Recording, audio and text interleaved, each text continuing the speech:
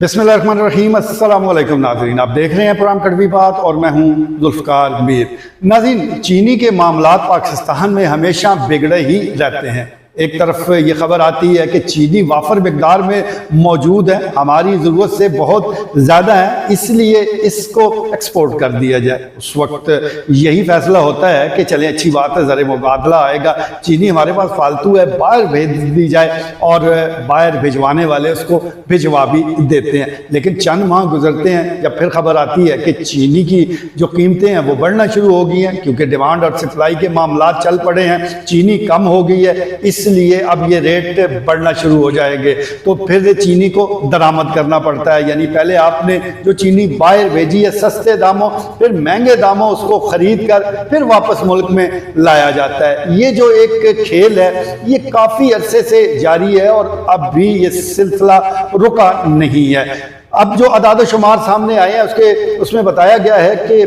जो चंद माह कबल जो चीनी एक्सपोर्ट की गई उसके नतीजे में जो मिल मालकान है उन्होंने 300 अरब रुपए कमाए हैं। दूसरी तरफ ये भी खबर आ रही है कि अब क्योंकि चीनी महंगी हो गई है, महंगी बेची जा रही है, तो पंजाब भर में 1400 से ज़ायद दुकानदारों को भारी जुर्माने किए गए हैं। यानी मुनाफा कमाया मिल वालों ने और जुर्माने जो है वो आम दुकानदारों पर किए जा रहे हैं। कोई एक ऐसी खबर भी किसी तरफ से नहीं आई कि मिल मालकान को उनका एहतसाब किया गया हो, उनसे पूछा गया हो या उनसे ये कहा गया हो कि क्या हुकूमत का मुकर्रर करदा जो एक्स मिल रेट है वो आप उस पर चीनी उनको दे रहे हैं या नहीं। वहां कोई सवाल नहीं कर रहा, बस ये बिजली गिरती भी है तो आम आदमी पे, गरीब आदमी पे, सफ़ेद पोश पर, जिस तरह के गुज़श्ता 24 घंटे के दौरान 1400 दुकानदार इसकी जद में आए हैं और उन पर यही इल्ज़ाम है कि उन्होंने चीनी महंगी बेची। अब ये चीनी उन्होंने अपने घर नहीं बनाई। सबसे पहले तो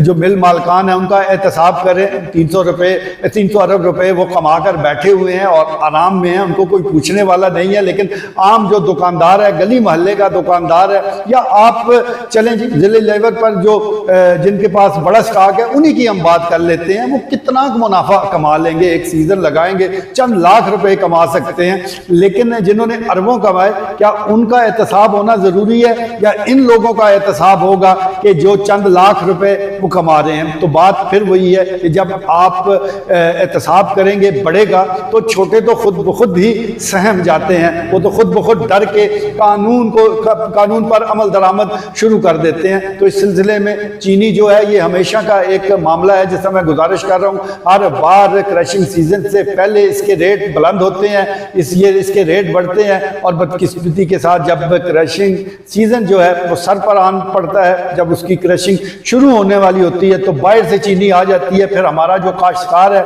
जो गन्ने का काश्तकार है, वो बेचारा फिर से पिस जाता है, क्योंकि उस वक्त चीनी के रेट कम हो जाते हैं, कम दामों उसका गन्ना खरीदा जाता है और जैसे ही खरीद के जो मिल मालकान हैं वो फारग होते हैं तो फिर अपने उसी पुराने खेल धंधे में लग जाते हैं और जिस चीनी की कीमत को जिस अंदाज से, जिस भोंडे अंदाज से कंट्रोल करते हैं, ये सारा खेल हमारे सामने है। अब सबसे बड़ी बात यह है कि इस खेल को जो रोकने वाले हैं वही खुद इसके हिस्सेदार हैं, वो खुद ही इसके मालकान हैं। बड़ी जो शुगर मिलें हैं वो तो है ही सियासतदानों की, वो तो है ही हुक्मरानों के पास, तो फिर किससे हम ये तवक्को रखें कि वो इंसाफ करेगा, वो अवाम को रिलीफ देगा? तो अगर आप बड़े मिल मालकान के गिरबान पर हाथ नहीं डाल सकते तो खुदा के लिए फिर इन छोटों को भी छोड़ दें, इसका कोई फायदा होने वाला नहीं है, ना माजी में कभी हुआ है ना अब होना है। तो इसलिए इनको भी फिर जाने दें। जब आप वेल लेफ्ट करने के आदी हो चुके हैं तो छोटे दुकानदारों को